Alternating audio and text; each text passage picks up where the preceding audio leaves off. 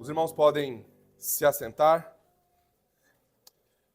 Lembrando, irmãos, de nós seguirmos em oração pelo pequeno Natanael, filho dos nossos amados Alifer e Stephanie. Ele está com bronquiolite, graças a Deus eles diagnosticaram a tempo, né? E não tem risco, estão lá com a medicação, mas vamos continuar em oração por eles, tá bem? Não esqueçamos deles, não. Irmãos, vocês já com certeza notaram, né, uma configuração diferente no nosso culto vespertino e, portanto, nós estamos estudando algumas possibilidades em relação a ele. Portanto, nós temos enxugado um pouquinho para que a gente possa dar mais ênfase na exposição da Escritura e fazer desse momento também um ambiente mais familiar em que nós oremos mais uns pelos outros, nós cuidemos mais uns dos outros em oração no nosso culto público. Tá bem? Portanto, agora nós vamos para a exposição das Escrituras e eu quero pedir para que vocês abram em Colossenses, capítulo 2. Nós estamos nos nossos cultos vespertinos expondo a carta de Paulo aos Colossenses e nós vamos ainda continuar.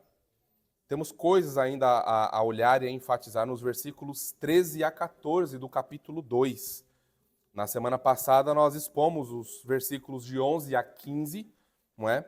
E tem realmente muita coisa para a gente falar nesses versos aqui e a gente precisa, portanto, ficar ainda um pouquinho mais aqui, tá certo? Tem uma doutrina, na verdade duas doutrinas aqui muito importantes para nós, que eu pretendo trabalhar de maneira mais enfática e detida nesta noite, tá bom? Colossenses 2, versos 13 e 14. Colossenses capítulo 2, versos 13 e 14. Todos acharam? Vamos ler então a Escritura. Diz assim: E a vós outros, que estáveis mortos pelas vossas transgressões e pela incircuncisão da vossa carne, vos deu vida juntamente com ele, perdoando todos os nossos delitos, tendo cancelado o escrito de dívida que era contra nós e que constava de ordenanças, o qual nos era prejudicial, removeu-o inteiramente, cravando-o na cruz. Vamos orar, meus irmãos. Pai Santo, nós que acabamos de cantar sobre a sua maravilhosa graça, soberana e sem igual, agora, Senhor, clamamos para que essa mesma graça nos ilumine na compreensão do que vamos tratar nesses dois versículos de Colossenses, porção da Tua palavra, graciosa, maravilhosa, suficiente para nós, inerrante e infalível. Senhor, dá-nos graça, mais graça, que possamos receber do Senhor agora uma operação graciosa e interna do Teu Espírito em nossas almas, para que possamos crer mais no Teu Evangelho, possamos amar mais o Teu Filho Jesus, ó Pai, possamos ser mais cheios do Teu Espírito e com isso odiar mais o mundo, odiar mais a nós mesmos, odiar mais o pecado, ó Deus, e trabalhar, desejar trabalhar mais e apressar a Tua vinda, Senhor. Ajude-nos nisso nessa hora, venha com graça e com poder. Receba a glória para si, faça o Teu reino avançar. Vença, Senhor, vença toda obstinação, que a Tua graça triunfe nesta noite sobre corações mortos, trazendo vida e vida em abundância. E é no Teu Filho Jesus, ó Pai, que oramos e agradecemos. Amém e amém. Na semana passada, nós perguntamos quem já foi em um cemitério. Eu acho que a maioria de nós, né, inclusive algumas crianças, tiveram a oportunidade de ir em um cemitério. Ir em um cemitério não necessariamente, apesar dessas duas coisas estarem bem vinculadas, não é? Ninguém vai passear num cemitério, mas apesar de alguns terem ido no cemitério, talvez nem todos tenham ido em velório. Quer ver, quem já foi num velório, levanta a mão. Aqueles que já foram no velório e, portanto, num cemitério, levante a mão também. Tem um pouquinho mais, não é? Mas tudo bem. Então essa experiência é muito, não vou dizer muito familiar, mas ela é conhecida de todos nós. Então a cena é a seguinte. Lembra do último velório que você foi? ou de um velório que você assistiu, caso você não tenha ido, você se lembra que no meio da sala, geralmente fica ali no meio da sala, não é? Ali no centro, você se lembra daquele corpo frio, daquele caixão em destaque,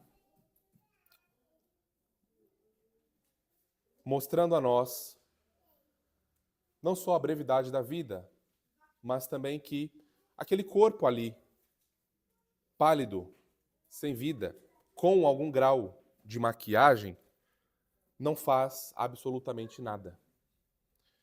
Muitas coisas podem acontecer, né, num contexto desse, num velório. Por exemplo, destaco algumas delas. Quem nunca viu, por exemplo, uma mãe segurando a mão do seu filho?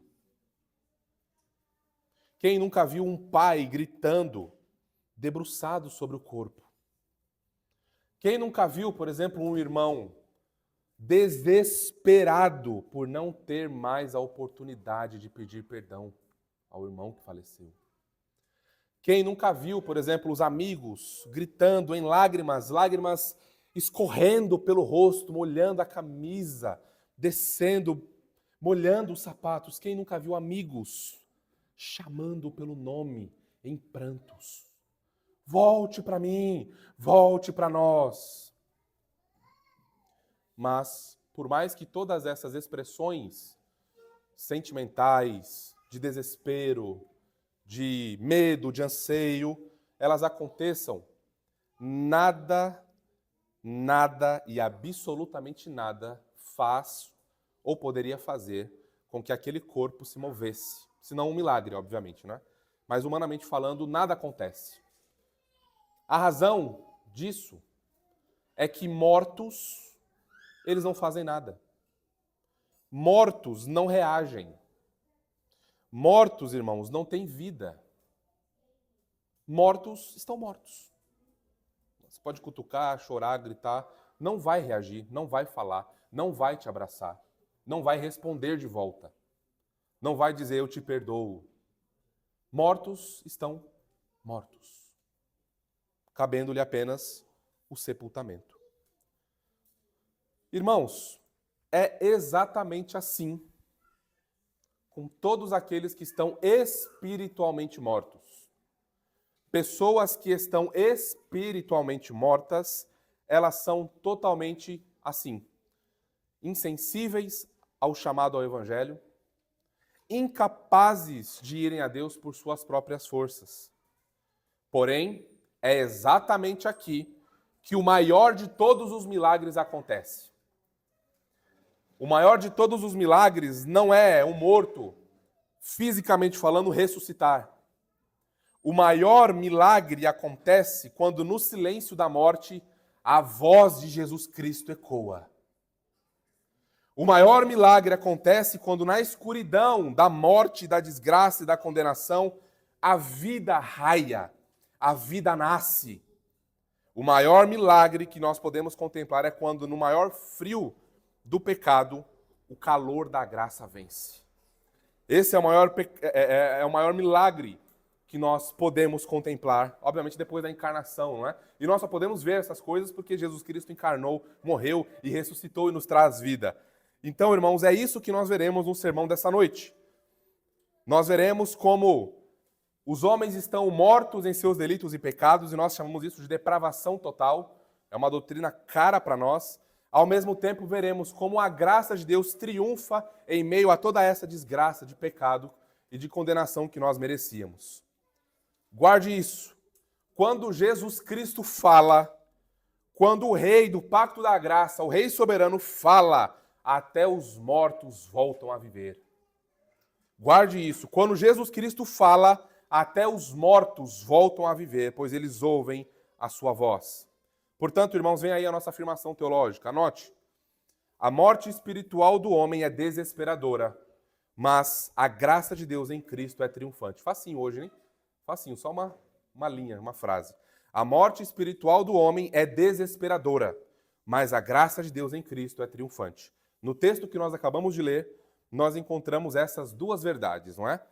A morte espiritual sendo desesperadora e a graça de Deus sendo triunfante. Vamos, portanto, à organização do nosso texto. 2 pontos, bem simples. Primeiro ponto, a condição de morte espiritual, verso 13. E o segundo ponto, o triunfo da graça de Deus, ou o triunfo da graça soberana de Deus. Versos 13, parte B a 14. Então, primeiro ponto é a condição de morte espiritual, verso 13, parte A. E o segundo ponto, o triunfo da graça de Deus, verso 13, parte B e 14. E o título deste sermão não poderia ser outro. Da morte à vida, 2 pontos. O triunfo da graça de Deus em Cristo Jesus. Para as crianças, atenção, Estherzinha, Noah, Mark, Mica, Pedro, cadê? Quem mais? Estou vendo, ó, sumiram no meu radar. Martim, né, o Joninha, já consegue entender alguma coisinha como da minha voz. Então, crianças, prestem atenção, ó, atenção, tá? Rian, Ravi ali, ó, vocês já acordaram, não é? Já tem atividade para vocês, prestem atenção aqui no tio, ó. A palavrinha para vocês pesquisarem nessa semana é vida. Viu, Analice? Tô vendo, viu você aí jantando, ó. A palavrinha para você pesquisar com o papai é vida, tá bom? E aqui vai um resuminho para vocês do nosso sermão, tá? Para vocês, o sermão está dividido em 3 pontos, bem rapidinhos, tá bom? Presta atenção, Esther. Ó, vocês têm que prestar atenção nisso, ó, que sem Jesus Cristo, todas as pessoas, todos os seus amiguinhos que vocês conhecem, né, lá no Cici, os amiguinhos do bairro, da escola, sem Jesus Cristo, todos esses amiguinhos, todas essas pessoas, essas crianças, elas estão espiritualmente mortas. Elas não estão vivas, como num velório, né? Se vocês já foram num velório, vocês vão entender. Não tem vida, essas pessoas estão mortas sem Jesus Cristo. A segunda consideração para vocês é que Jesus é o único que pode dar vida espiritual e alegria.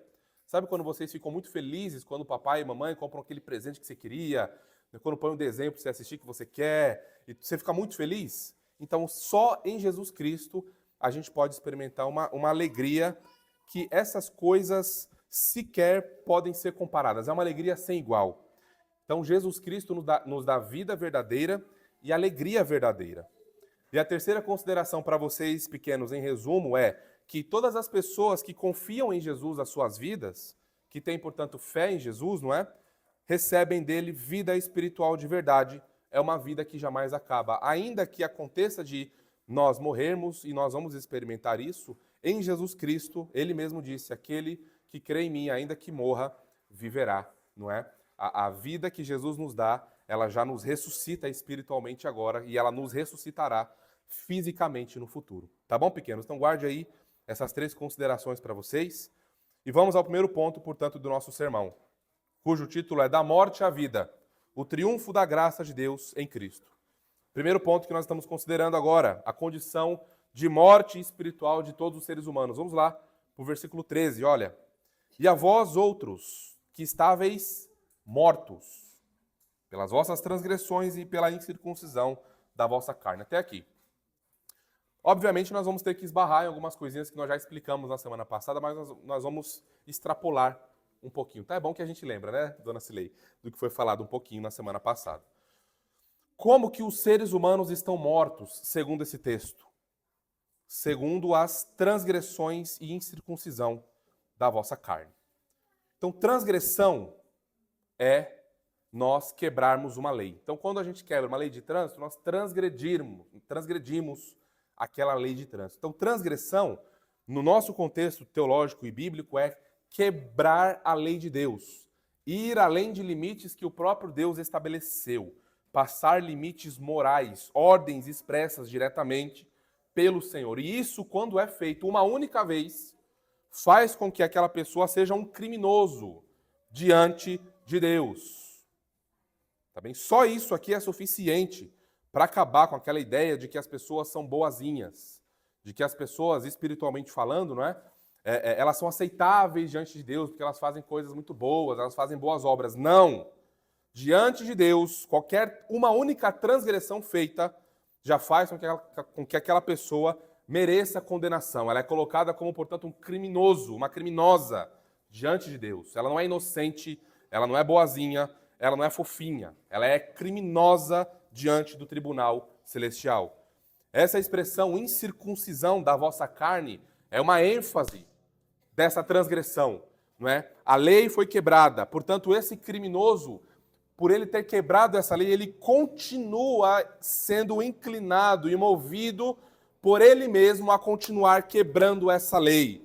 Aqui nós estamos falando da sua natureza pecaminosa.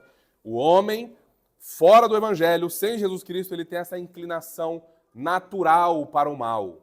Ele deseja aquilo que Deus odeia. Ele chama de mal aquilo que Deus chama de bem, e chama de bem aquilo que Deus chama de mal. É uma inclinação natural, é uma condição que só é transformada por uma coisa que nós vamos ver daqui a pouquinho no texto. Então, essa condição é de todos os seres humanos. Não bastasse essas duas descrições no texto, venha uma ênfase agora, uma ênfase maior. Então, veja como Paulo está enfatizando a questão desesperadora do homem em pecado. Ele é transgressor da lei de Deus, ele é incircunciso no seu coração e ele está morto. Morto. Aqui é o ápice da descrição. Por que que ele faz o que ele faz? Por que que ele age como ele age? Porque ele está morto. Assim como o defunto da ilustração inicial, que nós está morto. Então, o que que essa morte significa? Tá? Aqui a gente precisa lidar rapidinho, coisas que nós não vimos no sermão passado, agora a gente pode explorar um pouco mais de calma. Morte, na Escritura, tem 3 sentidos principais. Então a gente precisa tomar cuidado, quando vê essa palavrinha aparecendo, vou até destacar para vocês uma discordância quando nós pregamos lá em Apocalipse 3, de 1 a 6, o comentário bíblico do John MacArthur, quando ele lê a palavrinha morto ali nesse contexto, ele vai interpretar como que, e aqui obviamente respeitosamente ao MacArthur e todo o seu legado, não é? Mas respeitosamente por conta do literalismo que ele adotava na interpretação da Escritura, ele era um dispensacionalista, nós humildemente discordamos da maneira como ele aplica a palavrinha morto lá em Apocalipse 3, de 1 a 6. Ele vai dizer que, como Jesus Cristo chama aquela igreja de morta, ele vai dizer que aquela igreja era composta por pessoas que não tinham nascido de novo. A grande maioria daquelas pessoas, segundo ele, era uma maioria de pessoas que não tinham nascido de novo. Então era uma igreja, os ímpios dominaram a igreja, em outras palavras, né? Por quê? Porque ele está olhando a palavrinha morto de uma certa perspectiva, tá bem? E que nós discordamos ali. Ali, portanto, antes de entrar lá, deixe-me dar a primeira definição do que significa alguém estar morto na Escritura. É morte física. Lázaro morreu. Foi sepultado, morreu. Não é? Morreu fisicamente. Esse é o primeiro sentido da palavra morto. O segundo sentido da palavra morto é esse que nós entendemos ser a maneira correta de entender lá no contexto de Sardes, que foi como nós interpretamos, né, quando pregamos naquele texto. Apatia espiritual profunda, que é o caso da igreja de Sardes. Amém? Vejam que quando a gente não entende bem o contexto e os significados das palavras, a gente vai fazer a aplicação indevida. Tá bem? E o terceiro sentido da palavra morte ou morto é uma morte espiritual. É onde a pessoa está viva, ela não está fisicamente morta, ela não está espiritualmente apática, porque ela nem nasceu de novo, ela está espiritualmente morta. Então essa pessoa nunca nasceu de novo. E nesse aspecto, o que isso significa? Dizer que alguém está morto espiritualmente significa dizer que ela é incapaz. Ela é, por ela mesma, indisposta. Ela não quer. Ela não tem condições, porque ela não quer, porque ela está indisposta, de ir ao Senhor e de responder ao Senhor os seus chamados ao arrependimento. Ela não pode por suas próprias forças. Em outras palavras, ela está separada de Deus. Lembra de Romanos 3, 23? Quem sabe decor? Se lá na Bíblia, quem sabe decor? Porque todos pecaram, está separado de Deus. Em outras palavras, está morto. Está separado, não tem comunhão com o Senhor. Está afastado do Senhor. Então, são esses 3 sentidos principais que a Escritura usa a palavra morte. Veja, por exemplo, lá em Gênesis 2, 16 a 17, quando o Senhor, no pacto de obras, fazendo o acordo com Adão, diz o seguinte, ó: e o Senhor Deus lhe deu esta ordem: de toda a árvore do jardim comerás livremente, mas da árvore do conhecimento do bem e do mal não comerás, porque no dia em que dela comeres, certamente morrerás. Pergunta: Adão e Eva comeram no fruto. Fisicamente eles morreram? Não. A morte entrou no mundo por causa disso. Como que eles morreram? Espiritualmente. Então, a partir do momento que eles transgrediram a lei de Deus, eles morreram. Tanto é que agora eles têm medo, eles têm temor do Senhor. E assim é aquele que está morto em seus delitos e pecados. O que ele faz? Ele se esconde de Deus. Ele vai na igreja um fim de semana ou outro, porque, puxa vida, eu pequei demais essa semana. Deixa eu lá, né, cumprir a minha cota de misericórdia com Deus, né? Deixa eu ofertar, inclusive, por isso que a gente barra a oferta de quem não nasceu de novo, porque nós não queremos maldição sobre nós. Não é? Nós não queremos isso. Então, alguém que não nasceu de novo é assim, teme ao Senhor, tem medo de juízo, teme que a qualquer momento pode cair um raio na sua cabeça, mas ele tem, como ele ainda é imagem e semelhança de Deus, ele ainda tem a lei de Deus no seu coração, então ele ainda, de vez em quando, a sua consciência, o Senhor usa a sua consciência para apertá-lo de uma maneira muito profunda, não é? Mas não necessariamente conduzindo ao arrependimento. Então vocês veem Gênesis 2 já mostrando para nós como que os homens morreram ali ao transgredirem a lei de Deus. Isaías 59:2 nos diz assim, ó: mas as vossas iniquidades fazem separação entre vós e o vosso Deus, e os vossos pecados encobrem o seu rosto de vós, para que vos não ouçam. Então o texto de Isaías mostrando para nós como o pecado faz essa separação entre as pessoas e Deus, como o pecado afasta, como o pecado traz justiça, traz juízo, traz Deus rejeitando a oração, como nós vimos lá em Isaías 1, não é? De 10 a 16, Deus ficando cada vez mais insatisfeito com o seu povo, porque o povo está cantando, louvando, dando as melhores ofertas, mas o coração profundamente em pecado, e Deus abomina essas coisas. Olha a desgraça que o pecado causou logo na sequência, não muito longe, a gente vira uma página ali na Escritura, nós vemos Caim fazendo o quê? Matando o seu irmão Abel. A desgraça que o pecado traz, a inveja. Agora os homens têm inveja uns dos outros. Os homens agora cobiçam coisas dos outros. Os homens agora têm ciúmes uns dos outros, de tal forma que o irmão vai lá e se levanta e mata o outro irmão. O homem se afasta de Deus naturalmente. E quando isso acontece, ele promove a morte. Ele celebra a morte. Se ele pudesse, por ele mesmo, matar pessoas, ele mataria. Por isso que nós vemos, né, o que aconteceu com Charlie Kirk, não é? Pessoas de toda sorte, de todos os lugares do mundo, celebrando a morte de alguém que pensava diferente. Não é? E aí é fácil desumanizar alguém para dizer, não, esse alguém realmente não é humano, não é judeu, pode matar. É um nenê com defeito, pode matar. É um nenê no ventre, pode matar. Então a gente desumaniza para poder justificar a maldade. Não, tá certo, é isso aí, tem que morrer mesmo. Por quê? Se afastou de Deus. Está afastado da vida. Não consegue ver. Está cego, pobre, nu, não enxerga. Não vê absolutamente nada. Não é? O homem quebra a primeira tábua da lei moral. Deus já não é mais o seu primeiro amor. Portanto, o próximo já não é alguém digno de serviço, de confiança, de entregar a minha vida por ele. Então, se fizer um mal a mim, vai receber o dobro, o triplo, o quádruplo. Eu vou fazer muito mais mal. E isso é natural na filosofia mundana por aí, não é? Irmãos, o que isso significa? Resumindo, quando nós falamos em depravação total, que é o que nós estamos vendo aqui, nós não estamos dizendo que o ser humano, sem o evangelho, virou um demônio. Ele viraria se Deus, com sua graça geral, seu amor geral, não preservasse a imagem e semelhança que há nele. Se Deus entregasse o homem a si mesmo, sem operar nele, retirando a lei escrita em sua alma, o homem viraria realmente um demônio. Mas não é isso que estamos falando. O ponto é que os desejos, vejam que o pecado faz, a corrupção que o pecado faz em um coração, em uma alma. Os desejos dessa pessoa estão corrompidos. Os afetos, o que ela ama, o que ela deseja, o que ela busca, estão corrompidos.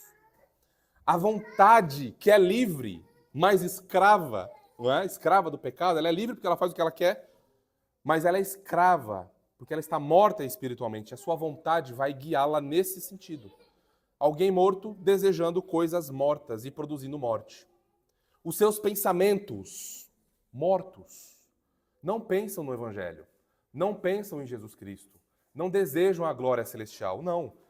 São pensamentos terrenos, pensamentos humanos, cheios de mundanismo em seus pensamentos. As ações, portanto, as decisões que são tomadas, a maneira de guiar a família, a maneira de pensar sobre as coisas, a maneira de trabalhar, a maneira de cultuar, não é? Tudo está corrompido pelo pecado. Então, todo o seu coração, vontade, está sendo conduzido e liderado por sua condição, que é de morto espiritualmente. Portanto, aqui nós temos alguém que está escravo do pecado. Alguém, como diz Paulo em Colossenses capítulo 1, versículo 13, é escravo do império das trevas. É alguém que não foi transportado ainda para o reino de vida, para o reino da luz, para o reino do Senhor Jesus. É alguém que é escravo, é alguém que tem correntes, obviamente, metaforicamente falando, né? Correntes em suas mãos, correntes em seus pescoços, correntes em seus pés. Não vai e também não quer sair. Está ali, escrava do pecado. Pertence a um reino de trevas. Esse é alguém morto em delitos e pecados. Notem como há uma continuidade em relação a esse assunto na Escritura. Em Gênesis 6:5, pouco depois da queda, pouco depois do primeiro homicídio e etc., veja lá o que nós lemos. Gênesis capítulo 6, versículo 5. Viu o Senhor que a maldade do homem se havia multiplicado na terra e que era continuamente mal. Parte do desígnio do seu coração? Você que abriu, vê se é isso que está ali.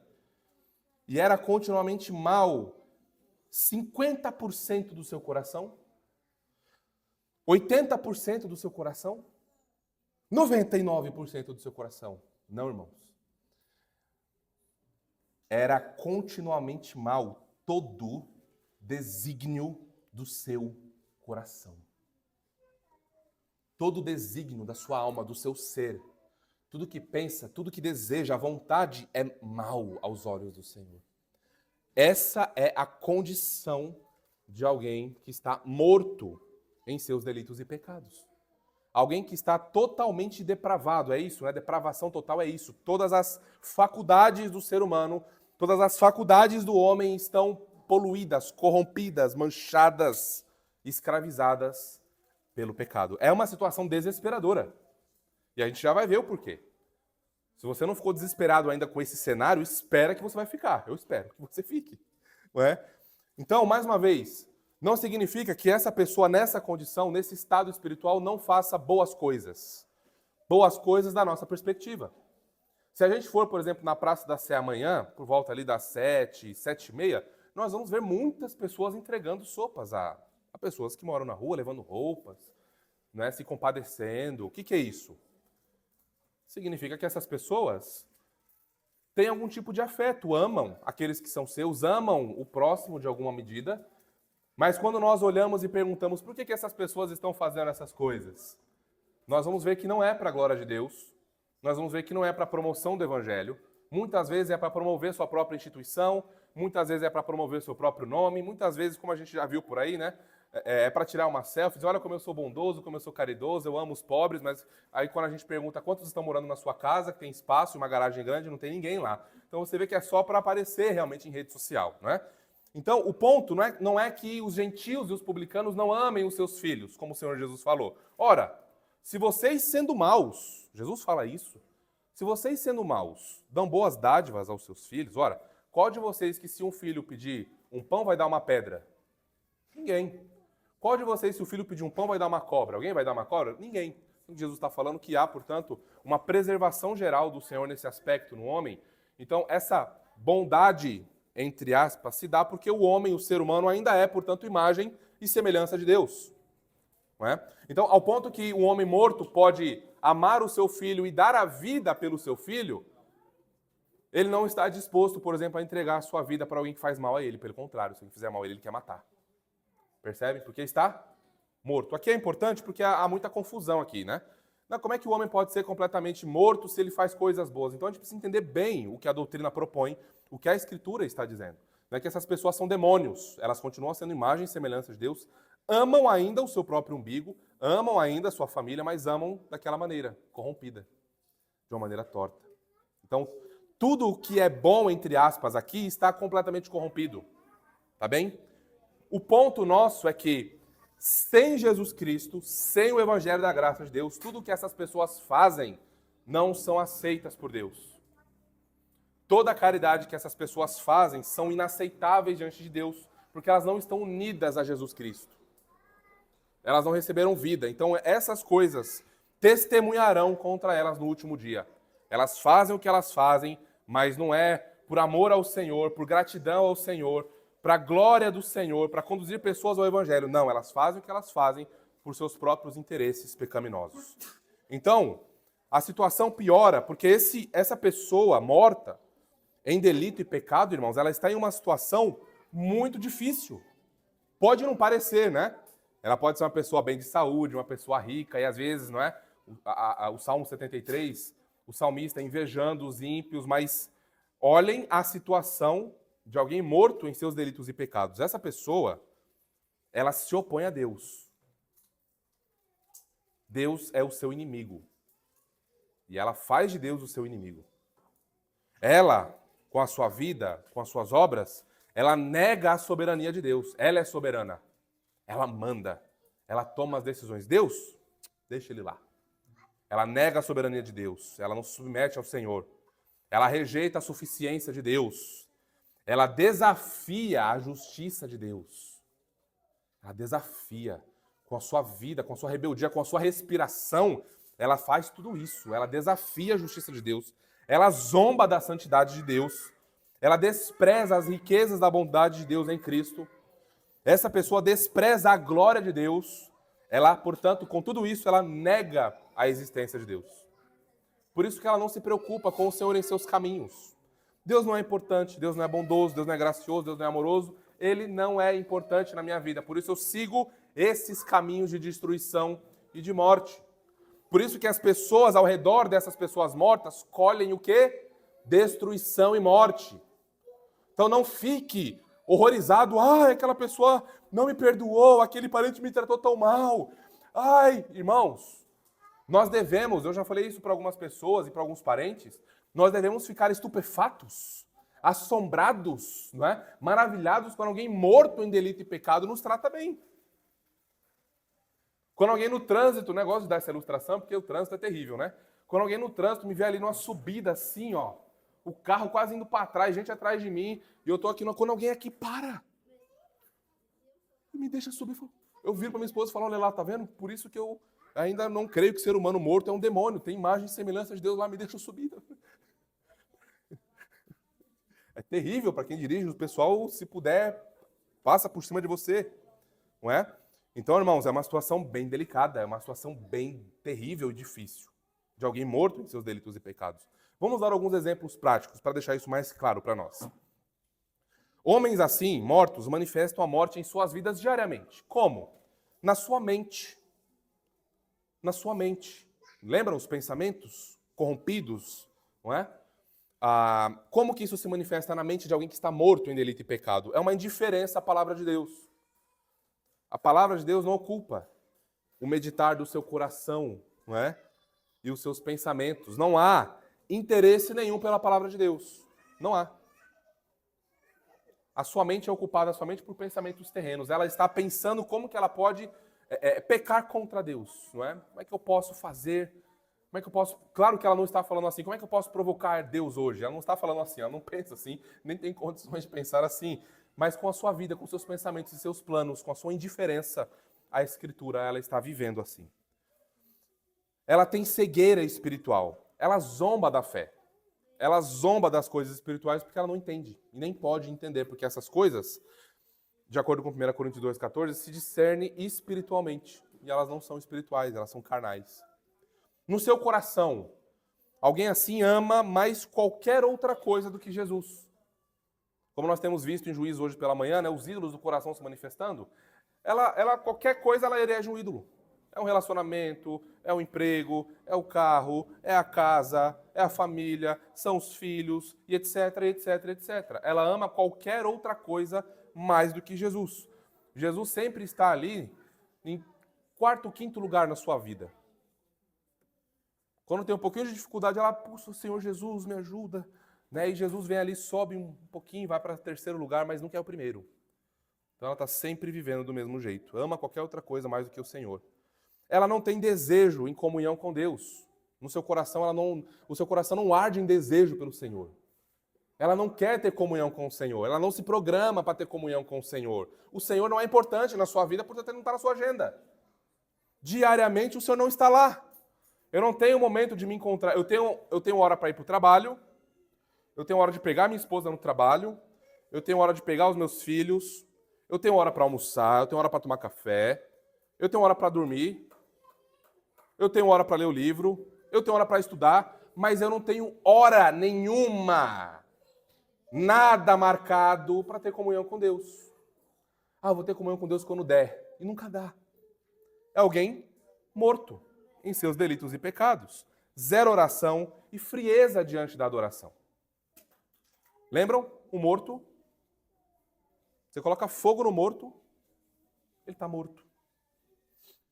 Nas relações interpessoais, na família, por aí, na igreja, nunca perdoa ninguém. Já se deparou com alguém assim? Como é difícil. Você assume o dano, fala, não, tá tudo certo, eu errei. Não, você não...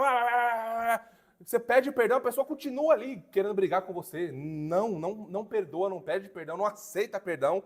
É uma coisa difícil demais. É alguém amante de si mesmo, não perdoa ninguém. Tá sempre certo, sabe tudo. Meus irmãos, como é terrível alguém assim. O que é isso? Morto em delito e pecado. Família está destruída pelo pecado, mas está tudo bem. Estou colocando dinheiro aqui dentro de casa. Aí, ó, você está reclamando o quê? Vai abrir a despensa lá, quanta coisa tem lá. Você está andando descalço, moleque? Tá? E você, esposa? Tá andando com a roupa rasgada? Não tá, né? Então para de reclamar. Zero interesse pelo evangelho no lar. Culto doméstico só no século XVII.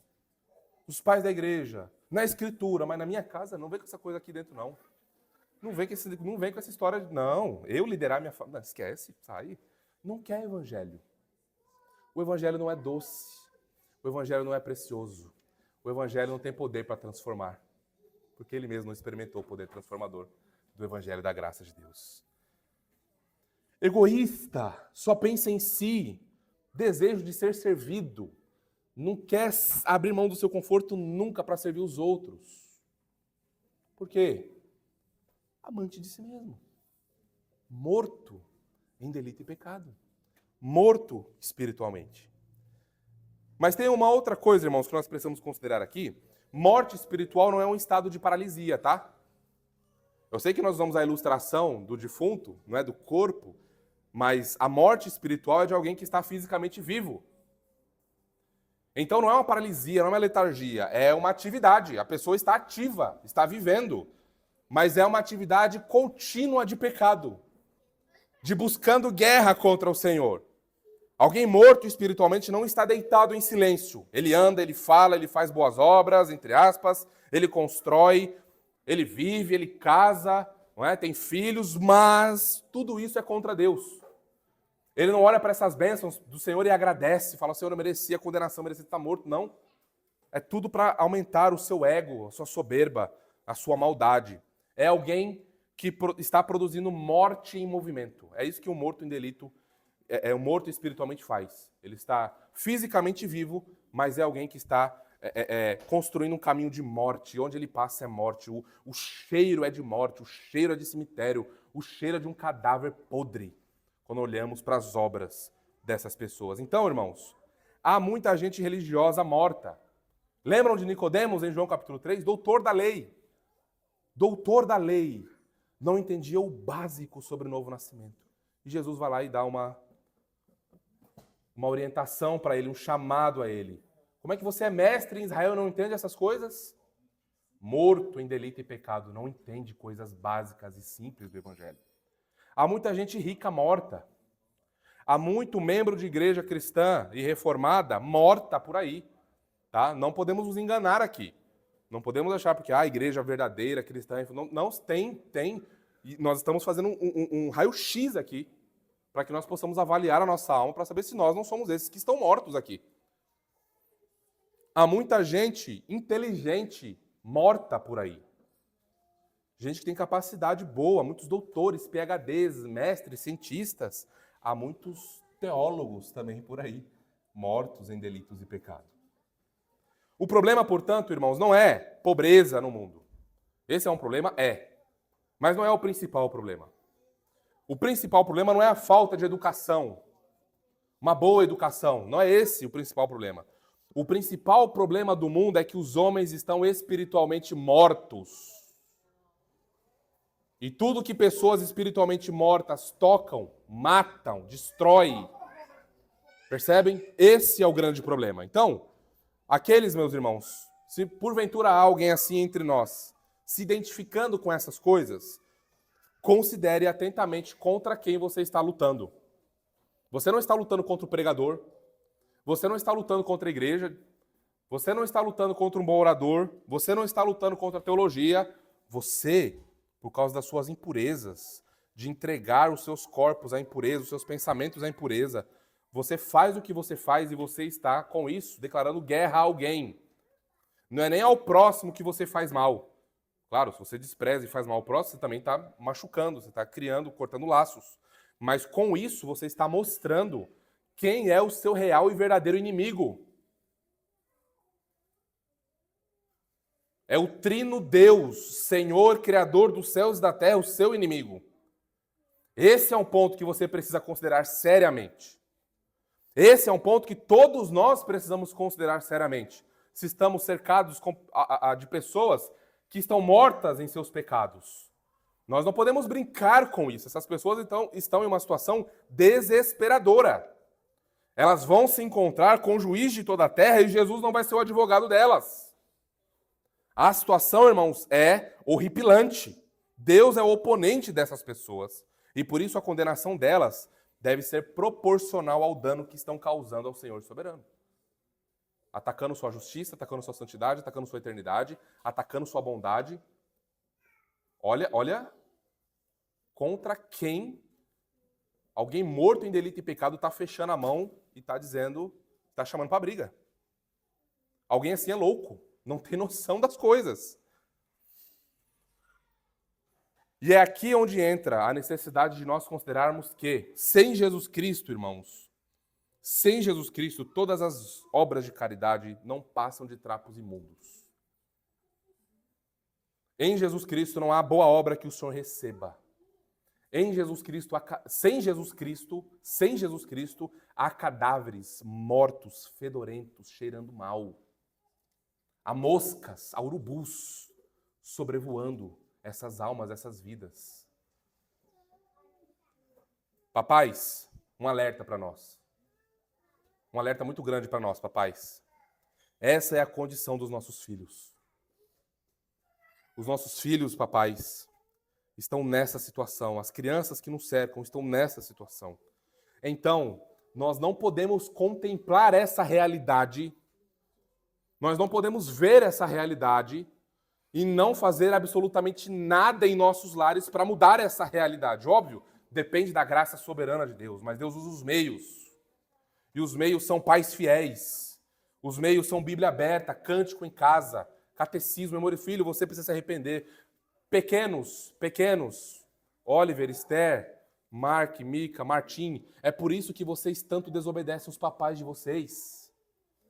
É por isso que quando vocês não recebem o que vocês querem, vocês fazem escândalo. Vocês gritam, vocês quebram, vocês arranham, vocês mordem, né? Os meus mordem, os meus, né? Espero que não seja só eu aqui, né? É por isso, pequenos, que vocês ficam tão loucos quando os papais de vocês não dão o que vocês querem. Vocês estão mortos. Essa é uma demonstração de como vocês precisam de vida, de como vocês precisam do evangelho, de como vocês precisam se arrepender, de como vocês precisam ir aos papais de vocês e falar, papais, eu realmente desejei mal, eu queria isso, me ajuda, papais. Papais, quando os nossos filhos estão assim, manifestando o pecado, a morte no coraçãozinho deles, é um grito de socorro deles, mostrando como eles precisam da graça de Deus. Então nós não podemos desprezar isso, não podemos ser apáticos em relação a isso. Homens, casados, aqui que me ouvem, sejam fiéis em conduzir os seus lares no evangelho. Não deixe passar um dia sem o evangelho na sua casa. A sua esposa precisa do evangelho, ela precisa ser protegida pelo evangelho. Os seus filhos precisam do evangelho. Você precisa ser pastoreado pelo evangelho. Os nossos lares precisam ser diariamente batizados no evangelho, irmãos. Vamos parar com essas coisas, vamos parar de brincar de igreja. Homens, ouçam, olha a condição. Olha a condição de pessoas que nos cercam, de pessoas que estão dentro da nossa casa. E a gente está tão preocupado com outras coisas. Isso é o mais importante. O evangelho é o mais importante. A graça de Deus no lar é mais importante. Sejamos homens de verdade, não docinhos do mundo. Sejamos homens que honrem as barbas que têm. Homens que honrem a profissão de fé que têm. Homens que honram o Redentor, que afirmam que servem. Sejamos firmes, fiéis, zelosos, guerreiros do evangelho. Que os nossos pequenos, as nossas crianças vejam os homens da nossa igreja e sigam o exemplo. Eu quero ser como o titio, eu quero ser como o papai, eu quero ser como a titia, como a irmã. Irmãos, o que as crianças veem quando olham para nós? É uma pergunta boa para a gente se fazer, porque os pequenos veem coisas que nós não vemos, não é? Então, irmãos, alguma coisa precisa ser feita à luz dessa realidade desesperadora. Eu enfatizei os pequenos, mas isso pode ser qualquer pessoa, avó, tio, primo. Percebem? O Senhor nos deu, portanto, o que nós vamos ver agora. Olha, se a situação do homem é tão desesperadora assim, há esperança para ele? Não é? Se Deus é o seu inimigo, se Deus é o seu... é alguém que está contra ele, há esperança para ele? E aí nós entramos no segundo ponto do nosso sermão, onde nós vamos ver o triunfo da graça soberana. Nós vimos a má notícia, essa é a má notícia do Evangelho. Né? Resumindo, para a gente lembrar o que a gente viu até aqui, essa é a má notícia do Evangelho. Não tem esperança, você é mau, você odeia Deus. Essa é a má notícia. Agora vem a boa notícia do Evangelho, não é? A boa notícia, que a graça de Deus triunfa, dando vida e perdoando todos os pecados. Olha lá, a parte B do versículo 13. Vos deu vida, juntamente com ele, perdoando todos os nossos delitos. Aqui acontece a ressurreição espiritual. É onde esse homem espiritualmente morto em delito e pecado, não é? Está lá o defunto, morte atrás de morte. Aqui, portanto, Deus opera por uma providência particular no coração desse homem. Deus coloca bondade nesse coração e ele nasce de novo. É isso que acontece. Vivificação, ressurreição. Levantou-se dos mortos aquele pecador que odiava a Deus e que estava morto. Agora, quando isso acontece, portanto, o Espírito Santo está aqui, ó, soprando vida e habitando nesse coração. Aí aconteceu a regeneração. E Deus, irmãos, é o único que pode fazer isso. Isso é importante para nós tirarmos todo tipo de esperança que há em nós. Nós não temos força, nós não temos graça, nós não podemos entrar no coração da pessoa, espiritualmente falando, e mudar a sua disposição. Fisicamente falando, nós conseguimos, né? Vou lá, eu toco no seu coração, se eu sou médico, eu abro você e tal, faço um transplante de coração, etc. Mas espiritualmente falando, é só o Senhor soberano que pode fazer isso com sua graça. A pergunta que nós temos que fazer aqui é: o que pessoas mortas em delito e pecado mereciam? O que você, o que eu, o que nós merecíamos? Condenação. O que as pessoas que amavam se lançar no mar de imoralidade e de desgraça mereciam? Condenação. O que pessoas que zombavam do amor e da graça de Deus mereciam? Condenação. Alguns dizem: Deus é injusto se ele escolhe salvar apenas alguns. Permitam-me corrigir isso. Deus é injusto, nesses termos aqui que as pessoas colocam, quando ele não condena todo mundo.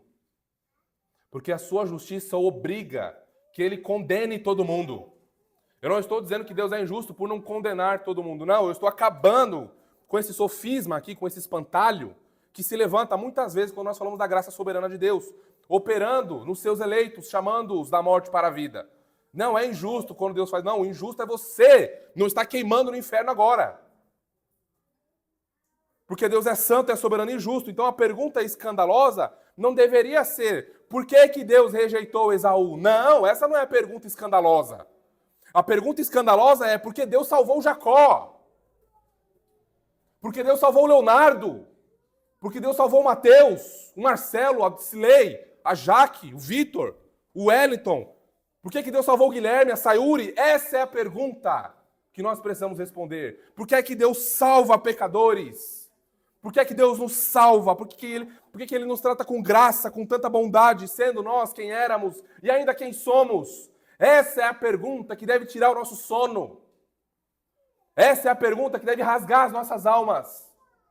A pergunta é, por que eu já não fui lançado no mar do inferno quando eu nasci e respirei? Essa é a pergunta que nós devemos fazer, meus irmãos. Essa é a pergunta que nós devemos fazer.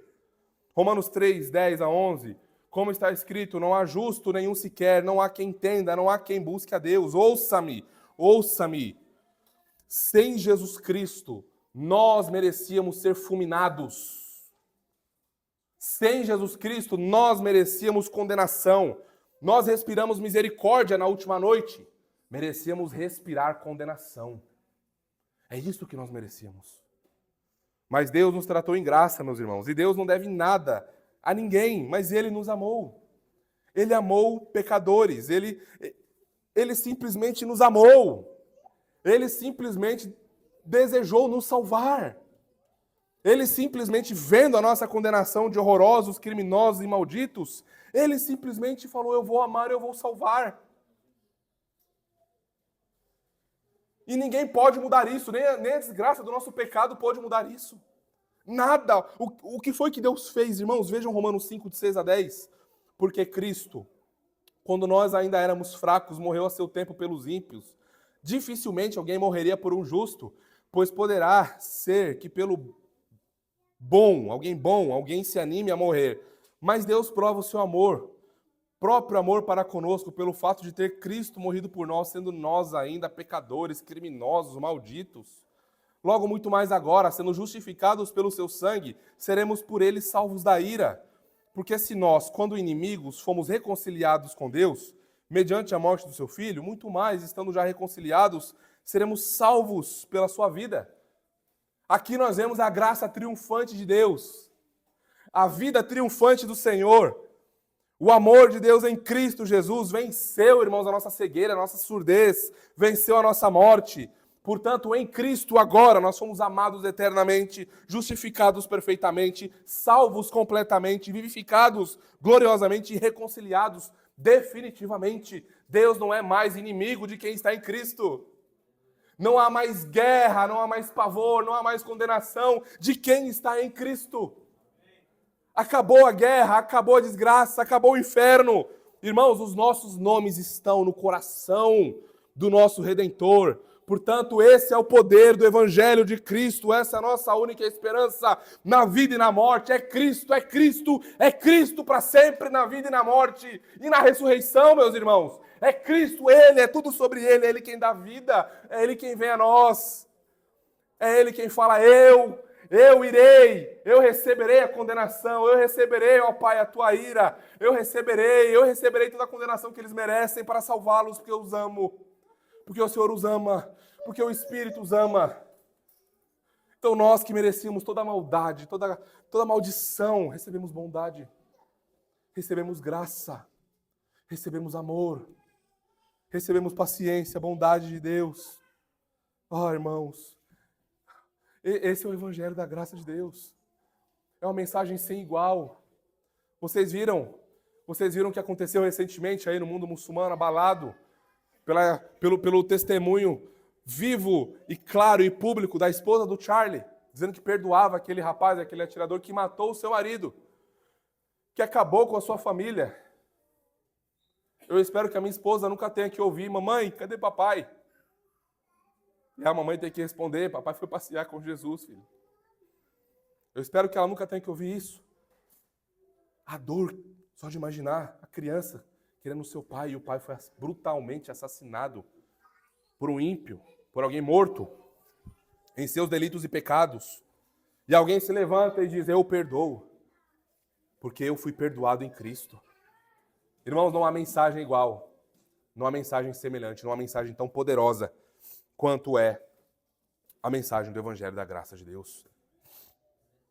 Notem um pequeno detalhe que às vezes passa desapercebido aqui nesse texto. Vos deu vida, vos. Para quem é mais moderno, não é? Do meu tempo, dos anos 90 para cá, deu vida a vocês. Vocês foram unidos a Jesus Cristo, vocês receberam vida. Mas são vocês. A igreja de Jesus Cristo recebeu vida. Nós não somos um povo que anda sozinho, cada um para um lado. Não há individualismo em nossas almas. Nós não somos chamados para andar sozinhos. A fé cristã não é uma fé isolada. A vida que pessoas recebem é uma vida conjunta, para caminhar em corpo, em comunidade. Pessoas que estão mortas em delitos e pecados afirmam, Jesus sim, igreja não. Mas pessoas que estão vivas entendem as realidades, porque quem está morto não entende as realidades espirituais da igreja. E nem pode mesmo, está morto. Mas quem está vivo entende a necessidade de estarmos em comunidade, de estarmos juntos, orando uns pelos outros, cuidando uns dos outros, mandando mensagem na semana uns para os outros. Irmão, estou orando por você. Irmão, ó, como é que está a sua saúde? Irmão, diz para mim aí o que aconteceu no banco. A gente se importa uns com os outros. Pessoas que estão vivas se importam com as outras que estão vivas também. E também com quem estão mortas, né? Mas nós nos importamos com a igreja, irmãos. Isso é um chamado para nós nos arrependermos da nossa frieza, do nosso tratamento frio, apático, distante dos irmãos da igreja. Precisamos nos importar com os irmãos, sim, o feinho que nem eu, o chatinho que nem o outro, né? O mais difícil ali, sim, nós recebemos vida e é na igreja de Jesus Cristo onde nós vamos crescer espiritualmente. Agora, como fizemos no primeiro ponto, vamos fazer nesse também. Exemplos práticos de alguém que recebeu vida. Exemplos práticos. É o oposto do que nós vimos, não é? Então veja, alguém que recebeu vida espiritual é alguém que, portanto, por onde passa, o bom perfume de Jesus Cristo exala. O bom perfume de vida passa. É alguém, obviamente, completamente diferente do sistema mundano, caído e morto em delito e pecado. Então, na mente dessa pessoa que nasceu de novo, o que tem lá? Nós temos uma mente que está pensando as Escrituras. Nós temos uma mente que está pensando em como aplicar as Escrituras naquela situação difícil. Nós temos uma mente desejosa de levar todas as suas categorias mentais e filosóficas, não é? Complexas, ao senhorio de Jesus Cristo. Há uma mente que quer aplicar o Evangelho. É uma mente, portanto, que agora os olhos enxergam as coisas espirituais, compreende as coisas espirituais. No coração, Jesus Cristo não é mais o quarto, não é mais o segundo. Ele é o primeiro. Ele é o primeiro. Ele é aquele afeto que expulsa todos os outros. Todos os outros estão submissos a esse primeiro amor. Jesus Cristo é o primeiro e ele é amado mais do que qualquer outra coisa. Todos os outros amores são submissos a esse amor que vem a Jesus Cristo. Isso vai desonrar o meu Senhor? Não quero. Isso vai blasfemar o meu Deus? Não quero. Não interessa se é relacionamento, promoção, casamento, não interessa. Não interessa. Isso desonra o meu Senhor e o meu Rei? Não quero. É alguém que zela por ter comunhão com Deus. Alguém que tem muita oração. Alguém que planeja a vida colocando o Senhor ali, na agenda.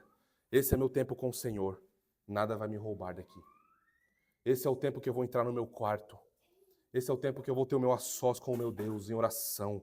Eu vou me entregar a Ele, eu vou demonstrar a minha gratidão a Ele nesse tempo. A vida é tão corrida, família, mas eu preciso desse tempo com o meu Senhor, senão as coisas não vão caminhar. É alguém que se preocupa com isso. Mudou. Viram o oposto? Não se preocupava, agora se preocupa. Agora tem zelo, tem planejamento, tem cuidado. Nas relações interpessoais é alguém que perdoa. Alguém que abre a boca e fala essa palavra tão difícil. Perdão. Me perdoe. Pequei contra você e contra os céus.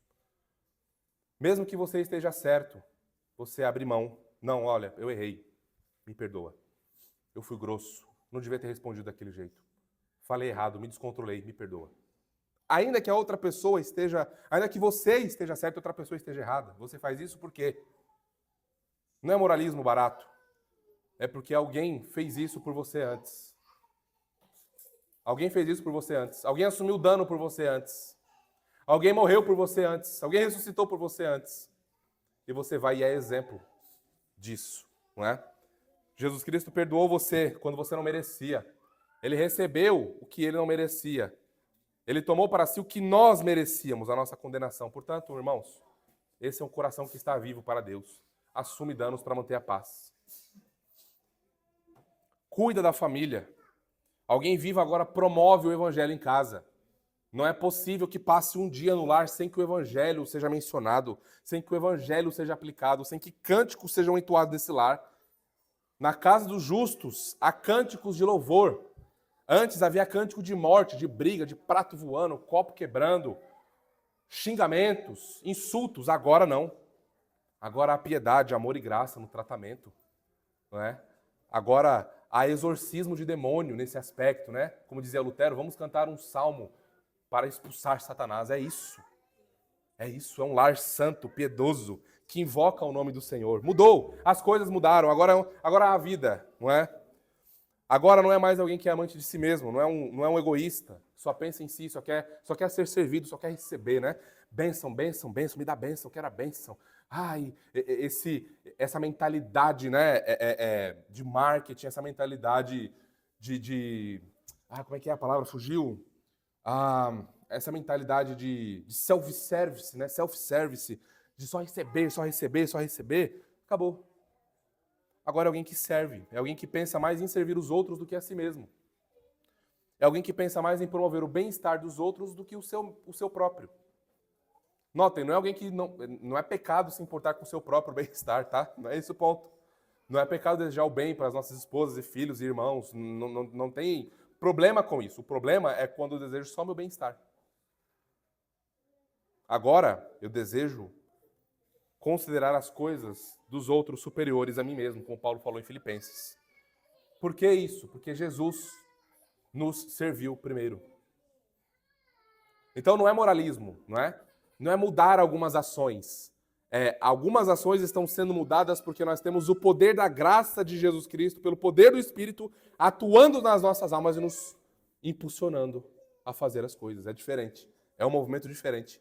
Não é fazer por fazer. É fazer porque o meu coração está inquieto se não fizer. Lembra quando Agostinho falou assim, nas suas confissões? Senhor, fizeste-nos para ti.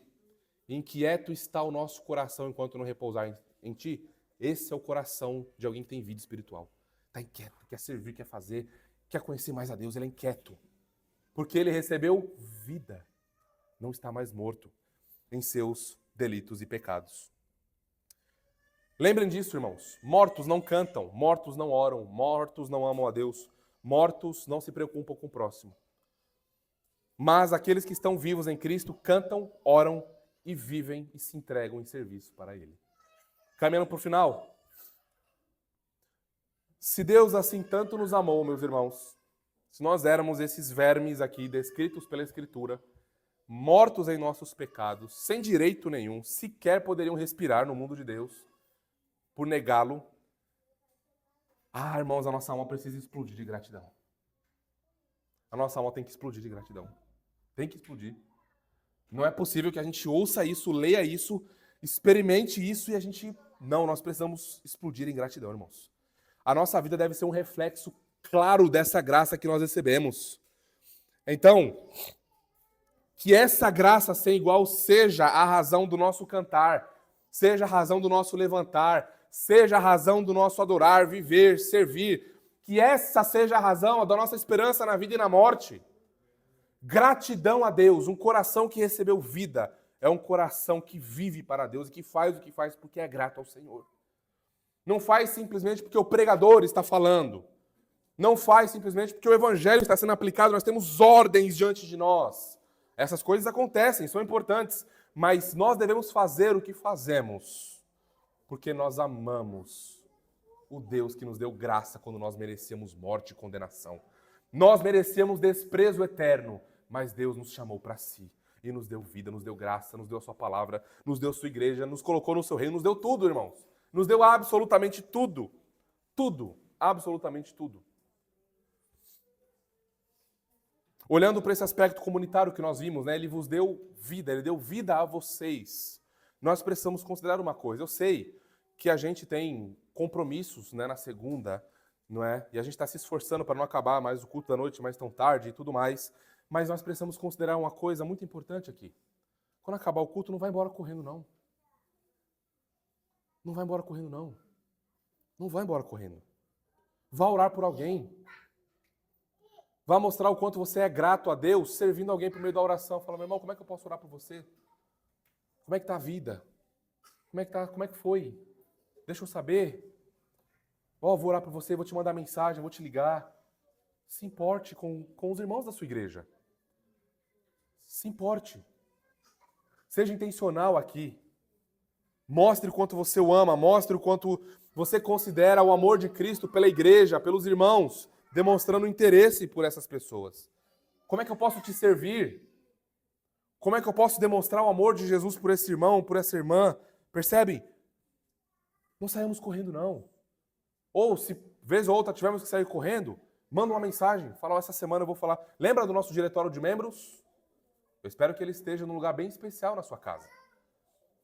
Ali você pode orar pelos membros da nossa igreja. Né? Ali você tem um telefone, tem o nosso grupo da igreja. Onde eu vou mandar mensagem para aquele irmão que falou que não está bem. Deixa eu ver se ele está, como é que ele está, como é que ela está. Isso é ser igreja. Isso é considerar que Deus deu vida não a mim somente, particularmente, individualmente, mas Ele deu vida a todos nós. E Ele cuida da sua igreja através dos membros da sua igreja. E é assim você, irmãozinho simples, que se considera tão fraco. Sim, Deus quer usar você para me abençoar. Para abençoar minha família, minha esposa, os meus filhos. E assim, essa é a beleza da igreja. Não é? Nós estamos peregrinando juntos rumo à Sião Celestial e precisamos, portanto, irmãos, uns dos outros. Então vamos para as nossas considerações finais. Bom, até aqui nós consideramos o triunfo da graça de Deus, não é? Nos chamando da morte para a vida, e vimos isso em 2 pontos: a condição espiritual daqueles que estão mortos e o triunfo da graça de Deus.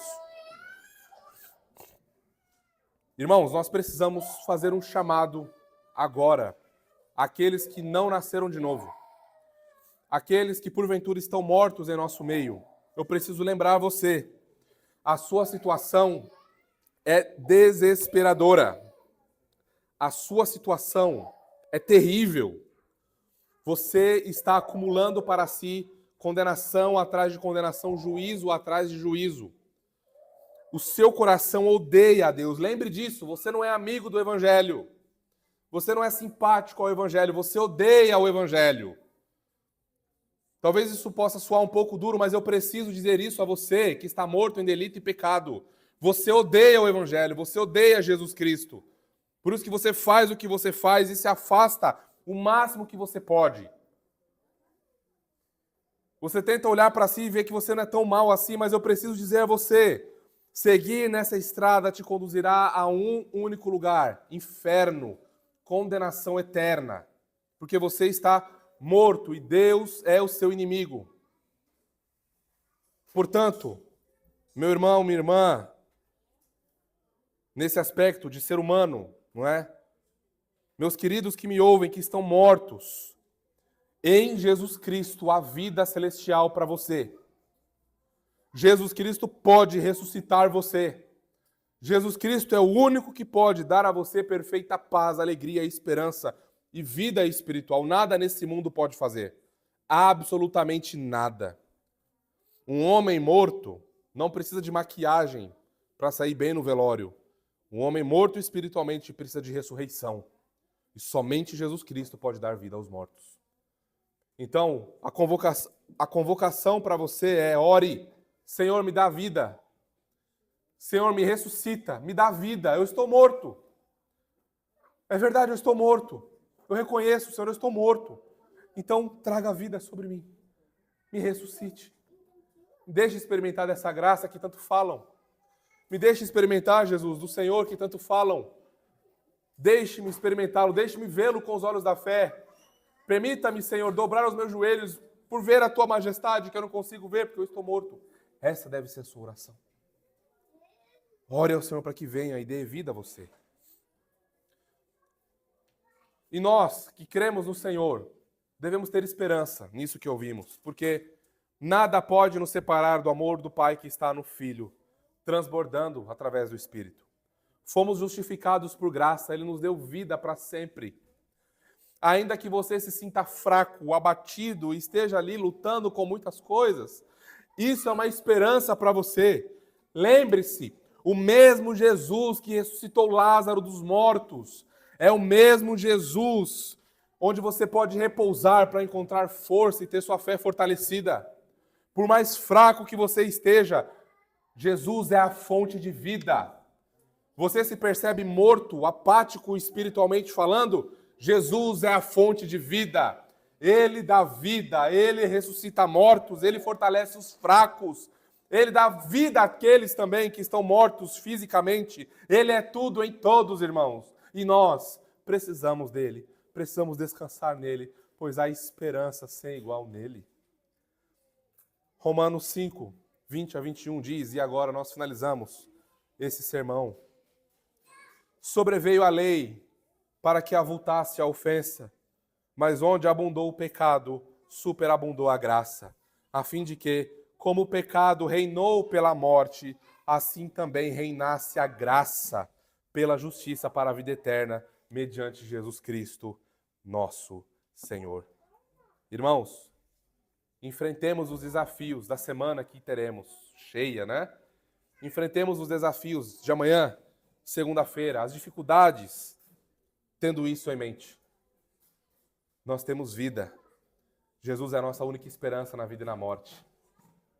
E nós podemos, portanto, por mais difíceis que sejam as situações, em Jesus Cristo, nós temos vida e somos dele para sempre. E nada pode roubar isso dos nossos corações.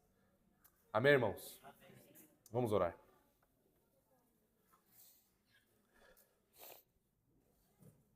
Pai gracioso, Senhor, nós te louvamos pelo triunfo da tua graça sobre o pecado.